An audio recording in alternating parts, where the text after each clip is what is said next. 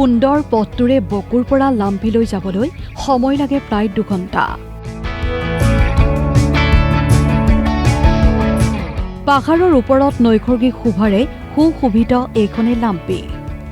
গুৱাহাটী বকুত যেতিয়া তাপমাত্ৰা ৩৬ ডিগ্ৰী হয়, তেতিয়া বকুৰ সৰ্বোচ্চ তাপমাত্ৰা হয় মাত্ৰ ২৪ ডিগ্ৰী চেলছিয়াছ।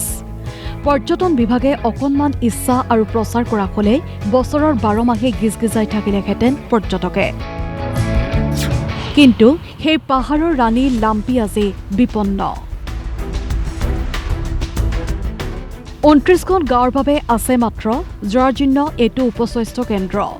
স্বাস্থ্যমন্ত্ৰী হৈ থকাৰ সময়ত হিমন্ত বিশ্ব শৰ্মাই লাম্পিত 12খন বিচনাযুক্ত উন্নত চিকিৎসালয় নিৰ্মাণ কৰাৰ প্ৰতিশ্ৰুতি দিছিল। সেই অনুযায়ী প্ৰয়োজনীয় সা সৰঞ্জাম প্ৰেৰণ কৰা হৈছে লাম্পিলৈ, কিন্তু নিৰ্মাণ নহল চিকিৎসালয় গৃহ। চিকিৎসক বুলি ক'লে আমাৰ প্ৰতি শুক্ৰবাৰে মানে গাঁৱৰ ৰাইজৰ যেনে প্ৰতি শুক্ৰবাৰে বকু হস্পিটেলৰ পৰা চিকিৎসা আহে, ফাৰ্মাচিষ্ট আহে। বাকী দিনবিলাকত আমি চাই এজন MPW আৰু এজন নাৰ্ছৰ দ্বাৰাই পৰিচালিত।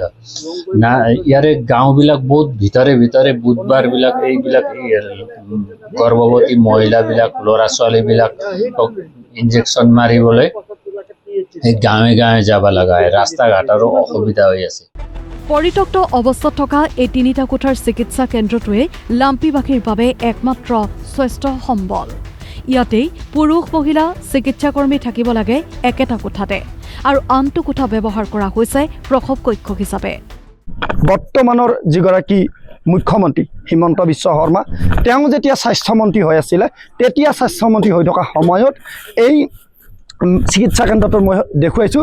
ইয়ালৈ আহি এই লাম্পি অঞ্চলটোলৈ আহি স্বাস্থ্যকেন্দ্ৰৰ আমূল উন্নয়ন সাধন কৰিব বুলি প্ৰতিশ্ৰুতিৰ বোৱা বন্যাইছিল, আৰু পৰৱৰ্তী সময়ত 12খন বিচনা ইয়ালৈ পঠাই দিছিল। কিন্তু বিচনা পঠাই দিয়াৰ পিছত কেৱল বিচনাকেইখন গোডাউনত পৰি থাকিল।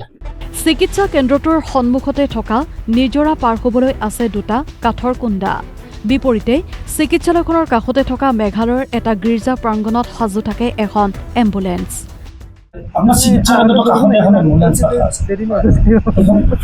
আপোনাৰ মেঘালয়ৰ অসম চৰকাৰৰ ফালৰ পৰা তেনেকুৱা নাই। NGO এটা আছে, NGOৰ ফালৰ পৰা এখন আছে, চৰকাৰৰ ফালৰ পৰা। এয়াই পাৰ্থক্য অসম আৰু মেঘালয়ৰ।